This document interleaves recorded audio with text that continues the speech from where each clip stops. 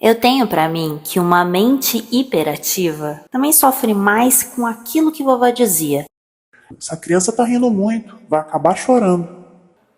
porque tem a ver com intensidade, né? Quem é muito uau, também é muito buá. Desocupamente. Oi, eu sou a Yara e hoje eu trago uma constatação. A mente mente. Sim, esse trocadilho tem lá sua razão, né? Que quem fala demais inventa uns detalhezinhos a mais também. E se a nossa cabeça é que solta muita ideia assim, aí ferrou. Quem conta um conto, aumenta um ponto, é um dito popular, todo mundo sabe. E a mente inventa. Não tem como ser diferente. Se ela não para de observar, também instiga o quê? Observação equivocada. É ou não é? Por exemplo, quando a gente está conversando com alguém só por mensagem, a gente não entende bem a emoção da pessoa. Se ela não soubesse se expressar, o meu pensamento vai solto. Porque eu sou maluca, claro, e porque minha cabeça é hiperativa. Então, de repente, fica assim. Se ela só escrever, Certo, entendi. já me dá uma porção de dúvidas. Dá material para minha mente criar a própria história.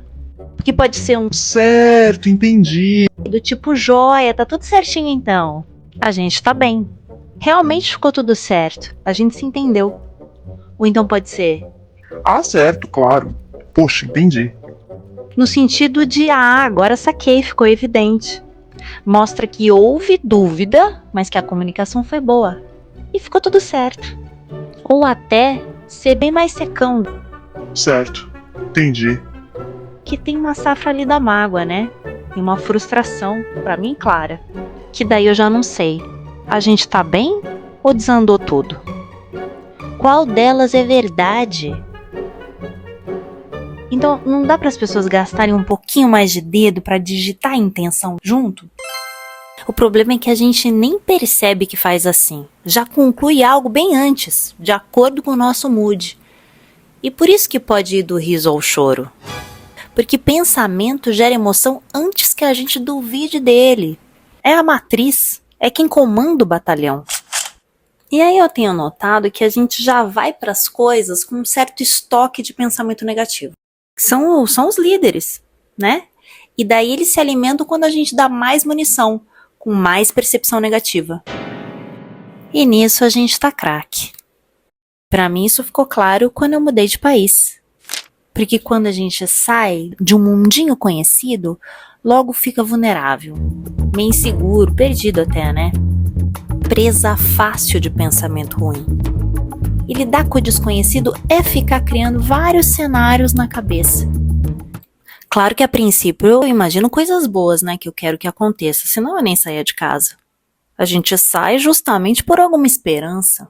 Uma esperança de repente protagonizar a própria comédia romântica, virar a esquina, muita coisa boa acontecer. Mas o que me pega é que a gente também fica imaginando tudo de ruim que pode acontecer, meio que para se preparar, sabe? E isso já ocupa uns 97% do espaço. Então se julga muito atento a tudo, né? Muito precavido, todo preparadão, mas é numa vibe de até aqui tá legal, então que horas que eu vou começar a me dar mal? Então eu vou contar. Eu morei muitos anos na Inglaterra. E quando eu fui pra lá, eu tive uma ilusão, assim, sabe? De que quando eu chegasse, eu pelo menos seria bem recebida. Tal qual recebemos Kathleen no colégio aos 13 anos no Brasil. Eu queria ser a gringa da vez. No mínimo Uau, olha só! Vamos ouvir o que diz essa garota que veio da floresta? pelo menos um interesse, né? Um acolhimento.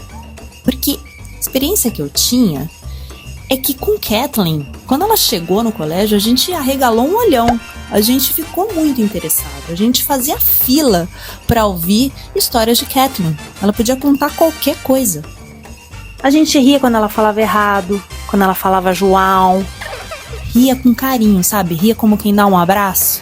Era tudo um brilho de Kathleen. Tudo que ela fazia tinha um brilho, porque ela era a gringa da vez. Então, sei lá, eu esperava o mesmo protagonismo, a mesma recepção calorosa. Poxa, agora finalmente é minha vez. Mas chegando lá, foi totalmente o contrário. Ninguém se interessava por nada, ninguém me fazia uma pergunta. E o que me intrigava não era nem só isso, era sentir que eles não tinham uma reação normal. Que é a reação que eu conheço, a reação empolgada, né, do brasileiro. Por exemplo, eu fui assistir um jogo de futebol com eles, que na hora do gol, eles falaram assim, oh, nice shot. Como assim?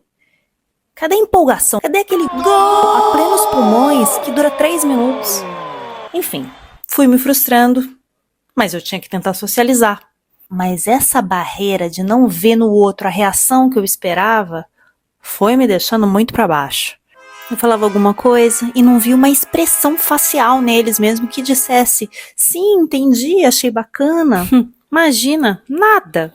Foi na época do caso da menina Isabela, eu contei o caso pra eles, pra puxar ali a intensidade, buscar o coração dessas pessoas, o sangue nas veias, né? E eles... Oh, that's sad, isn't it? E eu, Vocês não se chocam? Comecei a achar que eu não tava explicando direito, então eu fui mais no detalhe. Contava e eles... I know. I know? I know me pegava muito. Porque nitidamente eu don't know, acabei de contar. E foi assim com tudo, sabe? Tudo parecia que me indicava que eu ia ser invisível naquele país. Que não ia ter essa troca, essa reciprocidade. Ia ser tudo meio seco, sem graça.